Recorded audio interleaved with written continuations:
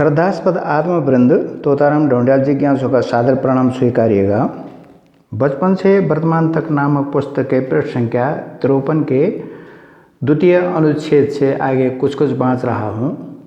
शुक्रवार 1 जुलाई सन 1966 के दिन भी गाय बकरियों को चुगाने के लिए ले जाने से पूर्व माँ जी का आशीर्वाद लेकर गया, किंतु अन्य दिनों से भिन्न आज माँ जी ने मेरे सिर पर हाथ रख माथे को चूमकर रुंधे स्वर में कहा, जब म्यार लाटा अंको जय हाँ कह का गोरू लड़के होंदी लड़े ने हुण देनी घर बूण कई दगड़ भी उच्छेद ने करें हाँ शाबाश म्यार पोथला तो खुण मेरे दुर्बच खूब पेड़ लेखी खूब फूल फली तेरी खुटों ठीस न लग्या कांडो निदुपेया जा जा शाबाश म्यार पोचला कई का मुख न लागी हाँ हनुमान तरों निष्मुखल रण हाँ जा शाबाश।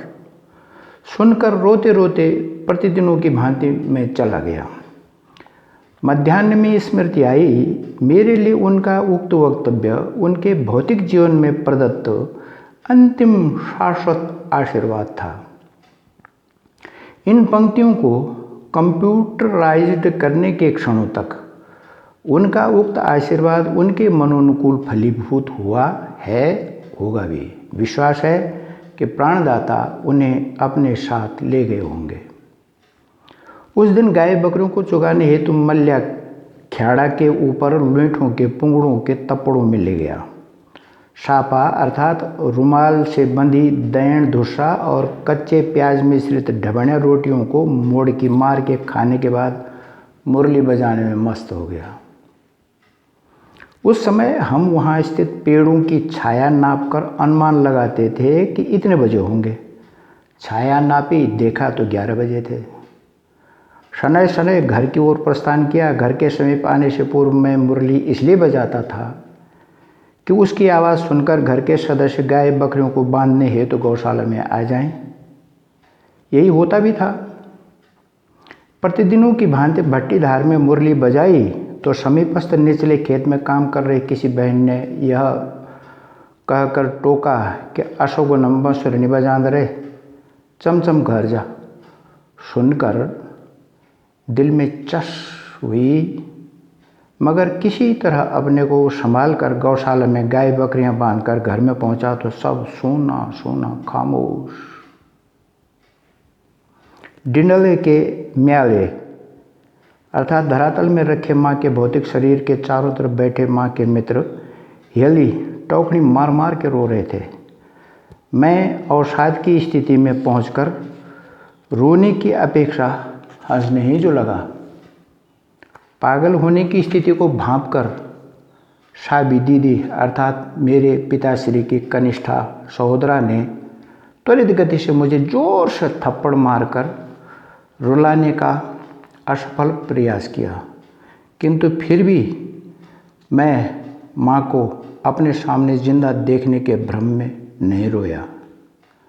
उन्होंने मुझे अनेक थप्पड़ें मारी, तब जाकर 25% होश में रोने लगा। प्रथम अग्रज श्री गोविंद राम जी चंडीगढ़ थे, अतः परंपरा के अनुसार सबसे छोटा होने के कारण माँ जी का क्रियाकर्म करने का सौभाग्य मुझे मिला। कफन से लिपटाए माँ के अचेतन पिंड को डिंडले से चौक में लाकर डांडी में रखा। वहाँ पर मोक्षदान में गाय की बछियाई एवं पिंडदान किया। राम नाम सत्य है सबकी यही गत है, राम नाम सत्य है सबकी यही गत है बोलते हुए, शंख बजाते हुए, फूल और शट्यों अर्थात धानों के छुरका गिराते हुए भट्टीधार से नीचे स्थित मुनरे के सामने शव को जमीन में रखा। वहाँ पर प्रेत पिंडदान करके पुनः शव उठाकर नक्तुराण होते हुए सफ़ेद कफन से लिपटे माँ जी के शरीर को गथ्या नामक तिथान अर्थात शमशान घाट में ले गए। बांसी घाट के किनारे डांडी का एक सिरा प्रवाहमान पानी में रखा और दूसरा सिरा पहाड़ की तरफ खड़ी करके शव को मेरे सहारे छोड़कर सभी मुड़ैया अर्थात सब यात्री अपने साथ लाई कुल्हाड़ियों को लेकर लकड़ी लेने के लिए दूर चले गए। डांडी के सहारे बैठा मैं ऐसा अनुभव कर रहा था जैसे चारपाई में पड़ी माँ के ही पास बैठा हूँ। आश्वस्त होकर मेरा अचेतन मन कह रहा था, ये लोग कितना झूठ बोल रहे हैं, माँ का देहावसान हो गया, माँ तो मेरे ही पास है। कुछ ही अंतराल में मुड़ैयों ने चिता बनाई। यहाँ पर भी पिंडदान करवाया गया।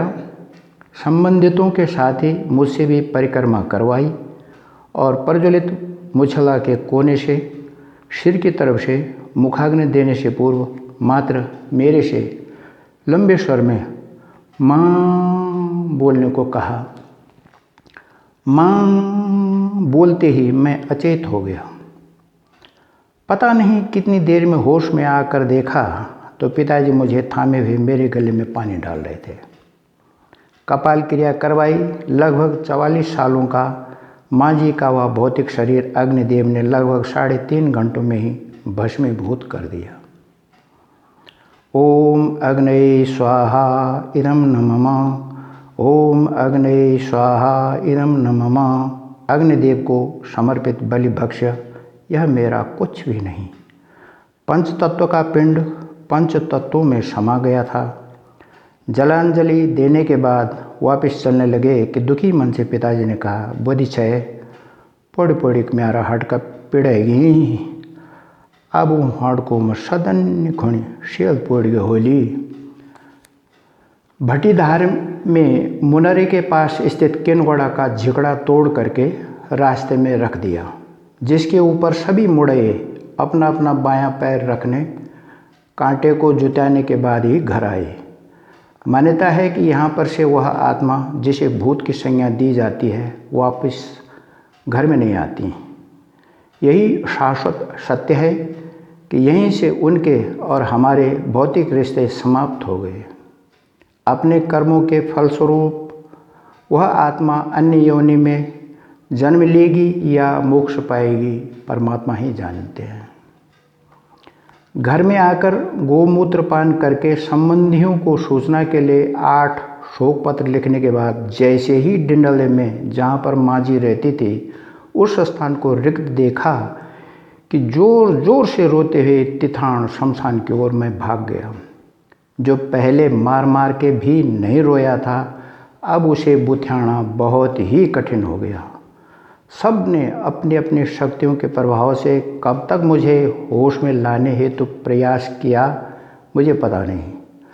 जब दूसरे दिन उठा तो देखा कि पीले रंग के सूर्यदेव शेषशायी होने हेतु अस्ताचल में अग्रसर थे। कुछ आंखें खुलीं तो पिताजी ने मेरे सिर में हाथ फेर कर प्राणदाता को धन्यवाद और मुझे दुर्वा दी। अस्तु, जिस प्राणदाता ने मुझे प्राण दिए उसी ने ही जीने की शक्ति भी दी और मैं शनै शनै सरकने लगा। गहरे हुए घावों को भरने हेतु बुधवार 6 जुलाई सन 1966 से गरुड़ पुराण का वाचन करने लगा। माँ जी के प्रति क्रियाकर्म करने के बाद शनिवार 16 जुलाई 1966 के दिन भ्राता श्री गोविंद राम जी के साथ शिवशी से बस में बैठकर रामनगर मुरादाबाद लक्सर मार्ग से होते हुए रविवार 17 जुलाई 1966 के दिन वे चंडीगढ़ और मैं हरिद्वार पहुंचा। ओम प्राणदाता परमात्मा की दुर्वा देनी हुआ, बागदेवी की दुर्वा देनी हुआ, धूप सिमोलियाँ चाम सिफुलियाँ। ओम।